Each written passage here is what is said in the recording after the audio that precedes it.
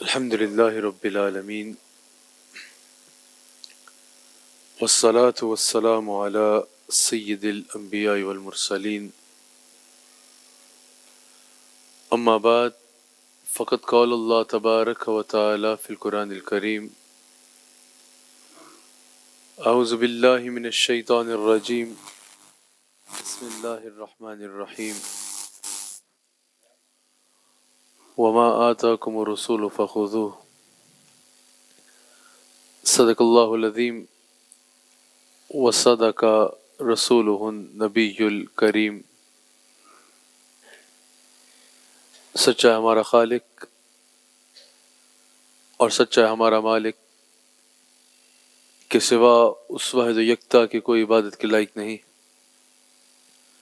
اور سچے اس کے پیارے حبیب آپ کے اور میرے آقا و مولا رحمت للعالمین خاتم النبیین حضرت سیدنا و مولانا محمد الرسول اللہ صلی اللہ علیہ وآلہ وسلم کہ جن کے ذریعے سے مخلوق کو اللہ کریم کی آشنائی حاصل ہوئی، جو اللہ کریم تک پہنچنے کا واحد ذریعہ اور واحد وسیلہ ہیں،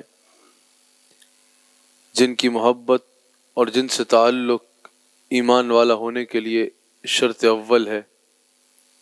فلا وربک لا یؤمنون حتی یحکموک فیما شجر بینہم، جن سے تعلق اور جن کو ہر معاملے میں اپنا حاکم ماننا ایمان والے کے لیے اللہ تعالیٰ کا حکم ہے، جن کے ذریعے سے اللہ کریم تک پہنچنا ممکن ہوتا ہے، جن کے بارے میں حضرت جنید بغدادی رحمۃ اللہ تعالیٰ علیہ ارشاد فرماتے ہیں کہ مخلوق کے اللہ کریم تک پہنچنے کے جتنے رستے اور جتنے دروازے تھے سب کے سب بند ہو چکے ہیں، اب صرف ایک دروازہ ہے اور وہ سیدنا محمد الرسول اللہ صلی اللہ علیہ وآلہ وسلم کا دروازہ ہے۔ پہلے حضور علیہ الصلوۃ والسلام سے پہلے کم و بیش 1,24,000 انبیاء تشریف لائے۔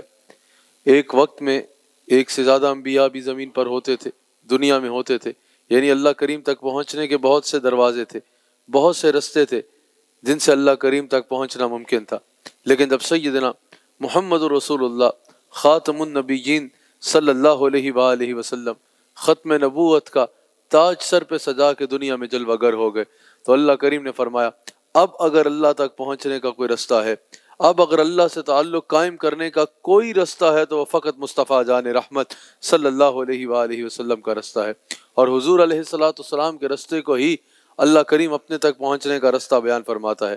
کہیں قل ان کنتم تحبون اللہ فاتبعونی یحببکم اللہ ارشاد فرماتا ہے اگر کوئی اللہ سے محبت بھی کرنا چاہتا ہے، ویسے آپ کو پتہ ہے محبت کے لیے کوئی شرط تو نہیں ہوتی، محبت کرنے کو انسان کسی سے بھی کر لے اور محبت ویسے بھی ہو جاتی ہے، لیکن اللہ تعالیٰ فرما رہا ہے اگر کوئی مجھ سے محبت بھی کرنا چاہتا ہے تو میری محبت کے لیے بھی اصول ہے، میرے سے محبت بھی کرنی ہے تو براہ راست ایسے محبت نہیں کی جا سکتی کہ حضور علیہ الصلوۃ والسلام کی ذات اقدس کو چھوڑ دیا جائے۔ کہا میرے حبیب علیہ الصلوۃ والسلام قل ان کنتم تحبون اللہ فاتبعونی، میرے حبیب علیہ الصلوۃ والسلام ہر اس بندے تک میرا یہ پیغام پہنچا دیں جو اللہ سے محبت کا ارادہ رکھتا ہے، جو مجھ سے محبت کرنا چاہتا ہے یا مجھ سے محبت کا ارادہ رکھتا ہے کہ فاتبعونی، وہ آپ کی اتباع کرے، جو آپ کہہ رہے ہیں وہ کرے، جس سے آپ روک رہے ہیں وہ رک جائے، پہلے وہ آپ کو دیکھے، پہلے اپنی نگاہوں کا مرکز آپ کے زیباں کو بنائے، پہلے آپ کو دیکھے، پہلے آپ تک پہنچے، پہلے آپ کا ہو جائے، پہلے آپ کی بارگاہ میں حاضر ہو، آپ کو دیکھے، جو آپ کر رہے ہیں وہ کرے اور جس سے آپ روک رہے ہیں اس سے رک جائے۔ قل ان کنتم تحبون اللہ فاتبعونی، میرے حبیب ہر اس بندے کو بتا دیں جو مجھ سے محبت کرنا چاہتا ہے، جو میرا ہونا چاہتا ہے کہ پہلے وہ آپ کا ہو، آپ کی اتباع کرے، جو آپ کر رہے ہیں وہ کرے، آپ کی بات کو مانے، پھر ہوگا کیا؟ یحببکم اللہ، پھر قانون بدل جائے گا۔ پہلے وہ کہتا تھا کہ میں اللہ سے پیار کرتا ہوں، میرے حبیب علیہ الصلوۃ والسلام جب وہ آپ کے دامن رحمت کو تھام لے گا تو میرے حبیب قانون بدل جائے گا۔ پھر پہلے وہ کہتا تھا میں اللہ سے پیار کرتا ہوں، جب وہ آپ کا ہو جائے گا تو میں اللہ اس سے اعلان محبت فرماؤں گا، میں اللہ اس سے پیار کرنے لگ پڑوں گا۔ کہیں فرماتا ہے من یطع الرسول فقد اطاع اللہ، جو اس نے میرے حبیب علیہ الصلوۃ والسلام کی اطاعت کی، جو اللہ کی اطاعت کرنا چاہتا ہے نا، جو اللہ کا ہونا چاہتا ہے، جو کہتا ہے میں اللہ والا ہونا چاہتا ہوں، میں اللہ سے تعلق قائم کرنا چاہتا ہوں، میں اللہ سے رشتہ جوڑنا چاہ رہا ہوں، اللہ فرما رہا ہے من یطع الرسول فقد اطاع اللہ، جس نے میرے حبیب علیہ الصلوۃ والسلام کی اطاعت کی در حقیقت وہ ہے جس نے اللہ تعالیٰ کی اطاعت کی۔ اسی طرح اللہ کریم قرآن کریم میں ارشاد فرماتا ہے وما آتاکم الرسول فخذوہ، جو میرے حبیب علیہ الصلوۃ والسلام دیں اسے لے لو، اور جس سے میرے حبیب صلی اللہ علیہ وآلہ وسلم تمہیں روک دیں اس سے رک جاؤ۔ مفسرین فرماتے ہیں کہ یہاں پر مفسرین نے یہ بھی کہا کہ اگر پورا قرآن سبحان اللہ، لیکن پورے قرآن میں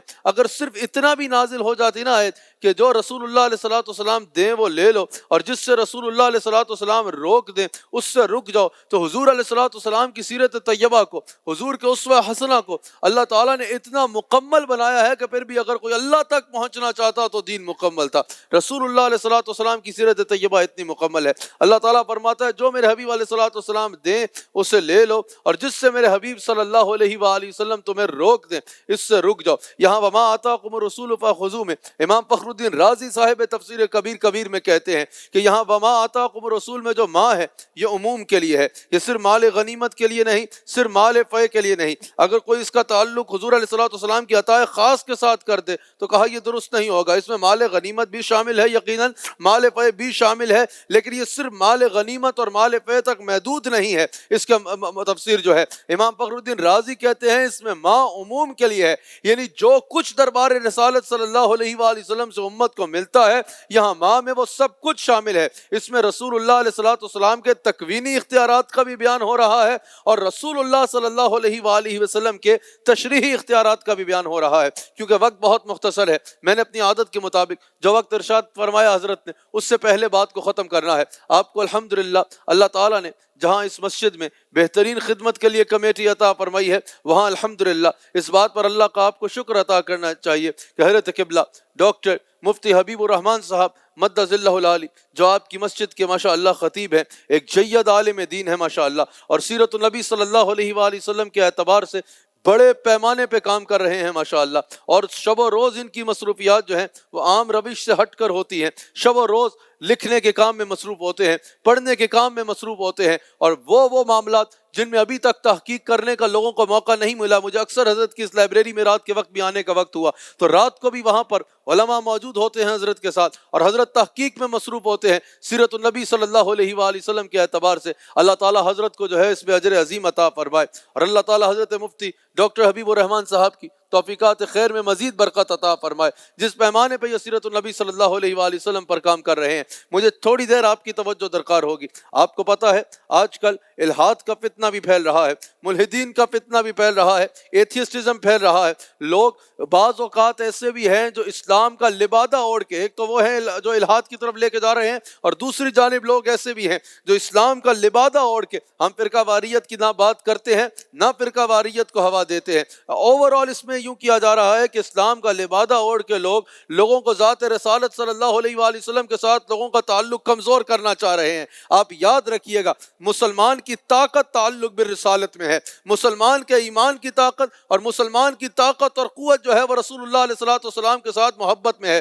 یہی جواب دیا تھا نا عروہ بن مسعود نے بھی جا کے جب انہیں بتایا تھا کہ بھول جاؤ تم ان کا مقابلہ نہیں کر سکتے۔ میں نے کیسر و کسریٰ کے غلام بھی دیکھے ہیں، میں نے بڑے بڑے بادشاہوں کے دربار بھی دیکھے ہیں اور ان کے غلام بھی دیکھے ہیں، لیکن جو محبت محمد رسول اللہ صلی اللہ علیہ وآلہ وسلم کے غلام اپنے نبی سے کرتے ہیں تم ان کا مقابلہ کبھی بھی نہیں کر سکتے۔ اور علامہ اقبال نے بھی کیا کہا کہ جب اسلام دشمن لوگوں کے تھنک ٹینک بیٹھے، انہوں نے کہا وجہ کیا ہے کہ مسلمان نہ موت سے ڈرتا ہے نہ فاقے سے ڈرتا ہے، کسی چیز سے نہیں ڈرتا۔ جو عزم لے کے نکلے یہ کامیابی اس کا قدم چومتی ہے، اس کے قدم لڑکھڑاتے نہیں ہیں۔ اس کی وجہ کیا ہے؟ علامہ اقبال نے اپنے شعر میں اسلام دشمن لوگوں کے جو تھنک ٹینکس نے اپنا نتیجہ نکال کے بتایا کہ مسلمان کی طاقت کیا ہے اس کو بیان کیا۔ کہا یہ فاقہ کش جو موت سے ڈرتا نہیں ذرا، روح محمد اس کے بدن سے نکال لو. کہا کہ یہ اگر فاقے برداشت کرتا ہے، اگر یہ جان کی پرواہ نہیں کرتا، اگر یہ دین کے ساتھ اس قدر لگاؤ ہے اس کو اور جڑا ہوا ہے،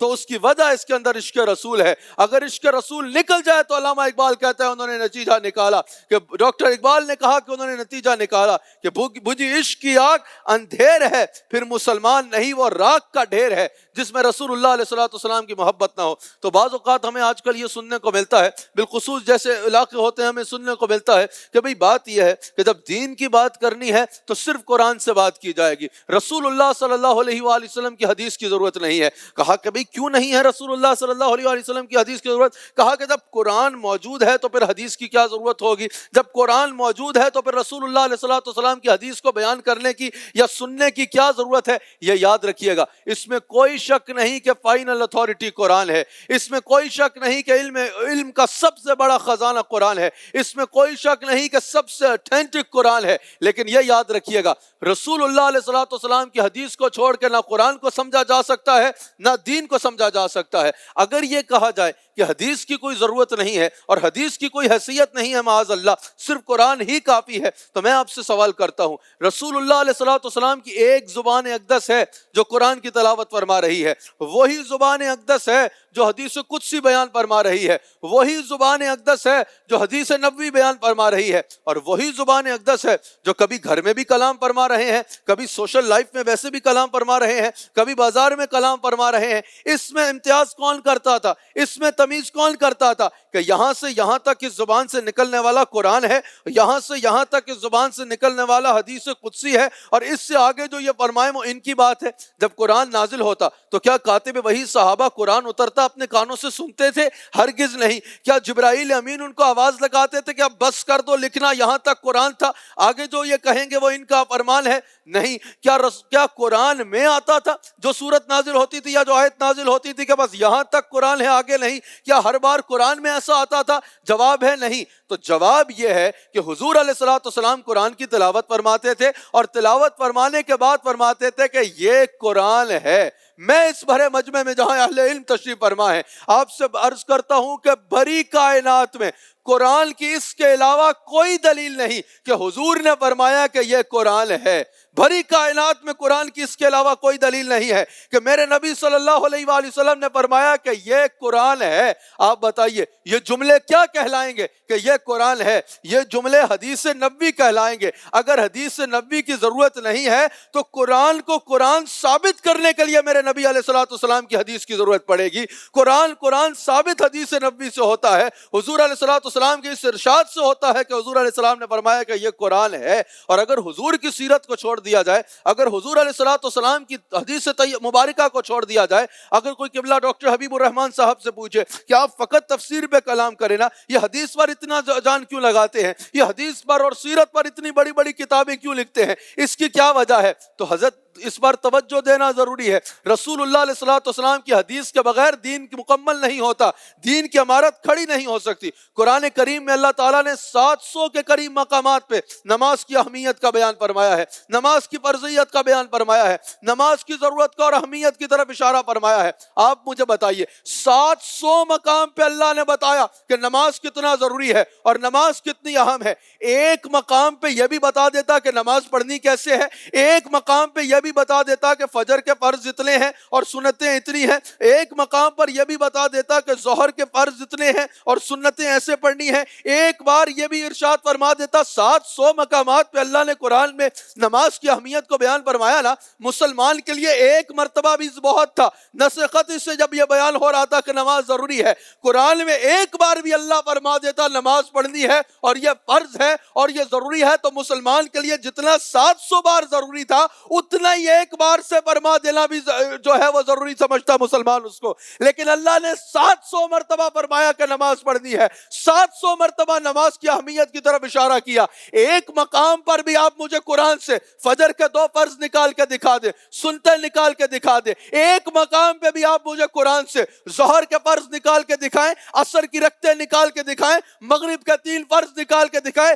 عشاء کی 17 رکعتیں چھوڑو 4 فرض مجھے قرآن سے نکال کے دکھا دو. ہو تم نہیں نکال سکو گے. اللہ تعالیٰ جب 700 مرتبہ قرآن میں نماز کی اہمیت بیان کر رہا ہے, ایک بار یہ بھی بیان فرما دیتا کس طرح رکھتے پڑھنی ہے, کس طرح پڑھنی ہے. اللہ تعالیٰ چاہتا تو بیان کر سکتا تھا, لیکن وہ عالم الغیب ہے, وہ یہ جانتا تھا ایک دور آئے گا لوگ کہیں گے مصطفیٰ علیہ الصلوۃ والسلام کی ذات کو بیچ سے نکالو, پیغام مل گیا. Now message is not important, messenger is not important, focus on the message. اللہ تعالیٰ جانتا تھا کہ ایک وقت ایسے لوگ بھی آئیں گے. اللہ نے فرمایا 700 بار بتا رہا ہوں کہ نماز پڑھنی ہے, لیکن اگر پڑھنی ہوگی کسی کو, کسی کا دل کیا پڑھنے کو, تو میرے مصطفیٰ کی حدیث کو چھوڑ کے, میرے مصطفیٰ کی سنت کو چھوڑ کے, میرے مصطفیٰ کی سیرت کو چھوڑ کے امت نماز پہ ایک نہیں ہو سکتی. اور میرے بھائی سب سے اہم عبادت نماز میں, اسلام میں نماز ہے.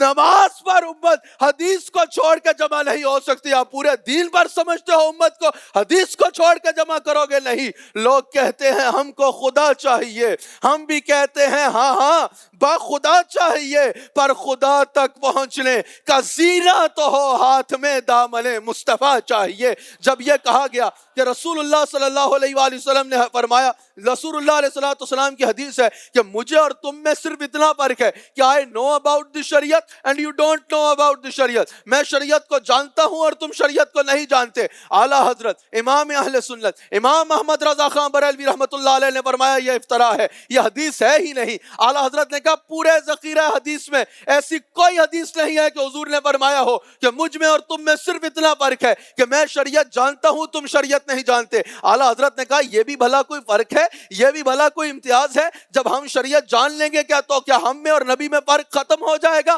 اعلیٰ حضرت نے کہا فرق صرف یہ نہیں ہے کہ ہم شریعت کو نہیں جانتے اور حضور شریعت کو جانتے ہیں. اعلیٰ حضرت کہتے ہیں فرق یہ ہے ہم نے جو کرنا ہے شریعت کے مطابق کرنا ہے, نبی علیہ السلام نے جو کرنا ہے وہ شریعت بن جانا ہے, جو کرنا ہے وہ شریعت بن جانا ہے. ہم بولیں گے تو شریعت کو مطابق بولیں گے, نبی علیہ السلام بولیں گے تو شریعت بن جائے گی. ہم بیٹھیں گے تو شریعت کے مطابق بیٹھیں گے, نبی علیہ السلام بیٹھیں گے تو بیٹھنے سے شریعت بنے گی. 3 منٹ رہ گئے میری گفتگو کے, میں صرف حدیث کی مثال سے آپ کو سمجھانا چاہتا ہوں. ماشاءاللہ حضرت قبلہ مفتی اہل سنت محقق اہل سنت حضرت مفتی عامر صاحب مدد اللہ العالی بھی تشریف فرما ہے. آپ کے اپنے خطیب ماشاءاللہ جدید علوم کے ساتھ ماشاءاللہ دین کی تبلیغ کرنے والے حضرت قبلہ ڈاکٹر حبیب الرحمن صاحب مدد اللہ العالی موجود ہیں. میں صرف ایک مثال کے ساتھ آپ کو یہ بات سمجھانا چاہوں گا جو میں نے عرض کی. رسول اللہ علیہ الصلوۃ والسلام کا حضور صاحب فرمان ہے, حضور مالک افتراض ہے, حضور والی تحریم ہے. ہم نے جو کرنا ہے شریعت کے مطابق کرنا ہے,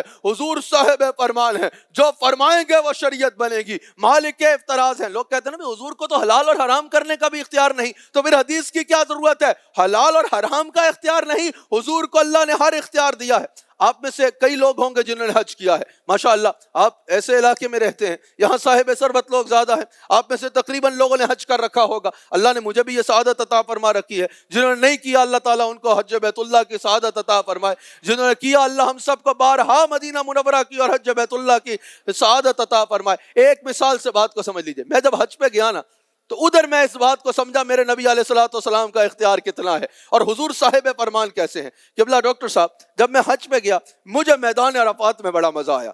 میں نے دیکھا ایک آہو بکا کی کیفیت ہے, لوگ اللہ کو پکار رہے ہیں, رو رو کے سسکیوں سے میدان کی سسکیوں کی آوازیں اٹھ رہی ہیں. کوئی کہہ رہا ہے یا اللہ مجھے معاف کر دے, کوئی کہہ رہا ہے یا اللہ میرے گناہ معاف کر دے, کوئی رو رو کے کہہ رہا ہے یا اللہ ایک بار معاف کر دے آئندہ گناہ نہیں کروں گا, کوئی کہہ رہا ہے یا اللہ آئندہ کبھی نماز قضا نہیں کروں گا, کوئی جھولی پھیلا پھیلا کے اللہ سے اپنی قبر اچھی ہونے کی دعائیں مانگ رہا ہے, کوئی قیامت کے دن کے لیے دعائیں مانگ رہا ہے. مجھے بڑا مزہ آ رہا ہے. میں کبھی اپنی دعائیں کر رہا تھا, کبھی ان کی دعاؤں پہ آمین کہہ رہا تھا, ان کی آواز میں آواز ملا رہا تھا. اتنے میں نے دیکھا کہ سورج غروب ہوا, سب نے سامان اٹھایا اور مزدلفہ کی طرف چل دیے. میں نے کہا رکو بھائی, ابھی اللہ سے وعدہ کیا تھا کہ نماز کبھی نہیں چھوڑیں گے, پہلی نماز میں ہی کام دکھا رہے ہو, پہلی نماز ہی چھوڑ رہے ہو. کہا بھائی نماز مزدلفہ جا کے پڑھیں گے. میں نے کہا رش دیکھا ہے, مزدلفہ پہنچے رات کے 12 بھی بج سکتے ہیں، نماز مغرب کی قضا ہو جائے گی، رستے میں وضو کہاں کرو گے؟ رکو خیمے میں سکون سے نماز پڑھتے ہیں، نماز پڑھ کے مزدلفہ چلیں گے۔ کہا نہیں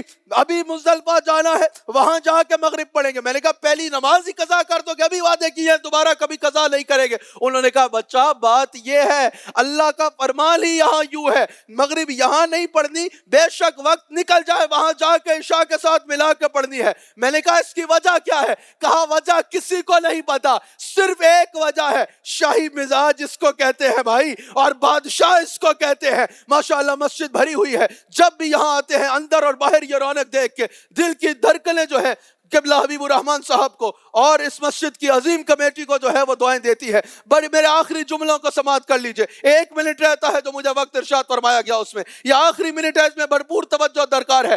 ذات رسالت کی اہمیت آپ کو بتا رہا ہوں۔ میں نے کہا کہ بھائی ابھی اللہ سے وعدہ کیا تھا نماز قضا نہیں کریں گے، پہلی نماز میں کام کہا شریعت یہاں یہ کہتی ہے۔ میں نے کہا وجہ کیا ہے؟ کہا کسی کو ایک وجہ کے علاوہ دوسری وجہ نہیں پتا۔ میں نے کہا وہ ایک وجہ کیا ہے؟ کہا جب رسول اللہ یہاں تشریف لائے، حضور علیہ السلام نے مغرب وقت میں نہیں پڑھی، حضور کا دل کیا کہ دیر سے پڑھوں، حضور نے مزدلفہ جا کے عشاء کے ساتھ ملا کے پڑھی۔ اللہ نے کہا اب یہ شریعت کا قانون ہے، جو اس دل یہاں آئے گا نماز وقت پہ پڑھنا شریعت نہیں، نماز دیر سے پڑھنا شریعت ہے۔ کراچی والوں میں حج تو بھول گیا، میں سر پکڑ کے بیٹھ گیا، کیا بات ہے میرے مصطفیٰ کی۔ پیر صاحب نماز دیر سے پڑھیں تو پیر صاحب کے لیے تڑپ پڑ، مولوی صاحب نماز دیر سے پڑھے تو مولوی صاحب گناہگار، مفتی صاحب نماز دیر سے پڑھے تو مفتی صاحب مجرم۔ لیکن میرا نبی کسی خاص دن، کسی خاص مقام پر، کسی خاص نماز کو دیر سے پڑھے، اللہ فرماتا ہے اب یہ شریعت کا قانون ہے،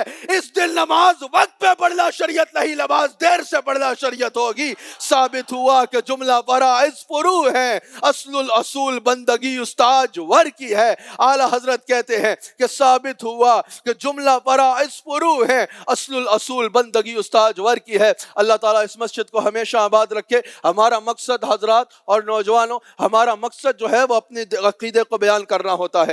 گالیاں دینا اور جو ہے وہ ڈنڈا اٹھا کے کسی کے پیچھے پڑ جانا، فرقہ واریت کو ہوا دینا، انتشار کرنا، یہ ہمارے مسلک کا اور صوفیاء کا کسی صورت طریق نہیں ہے اور نہ ہی ہونا چاہیے۔ لڑائی جھگڑا گالی وہاں ہوتی ہے جہاں دلیل نہ ہو، جہاں دلیل ہو وہاں محبت سے بیٹھ کے بات کی جاتی ہے۔ اور صوفیاء نے، اولیاء نے، خواجہ معین الدین چشتی اجمیری رحمۃ اللہ علیہ کے دن چل رہے ہیں، اس طرح کے صوفیاء نے لوگوں کو گالیاں دے کے، ڈنڈے مار کے جو ہے ان کے برا بھلا کہہ کے بھگایا نہیں ہے، بلکہ محبت کے ساتھ دین کے قریب لایا ہے، محبت کے ساتھ دین کے قریب لایا ہے۔ اللہ تعالی ہم سب کو خدمت دین کی توفیق عطا فرمائے۔ اللہ تعالیٰ اس مسجد کو اسی طرح ہمیشہ آبادی عطا فرمائے، جس طرح ماشاءاللہ یہ اندر کا ماحول بھی فل ہے، باہر بھی حضرات ہیں۔ اس آباد مسجد کو اللہ تعالیٰ اسی طرح آباد رکھے، اس کی کمیٹی کو اجر عظیم عطا فرمائے۔ اللہ تعالیٰ ڈاکٹر حبیب الرحمن صاحب مدد اللہ العالی کی توفیقات خیر میں مزید برکت عطا فرمائے۔ یہاں جو سیرت کا عظیم کام یہ کر رہے ہیں، اللہ ان کو برکت عطا فرمائے۔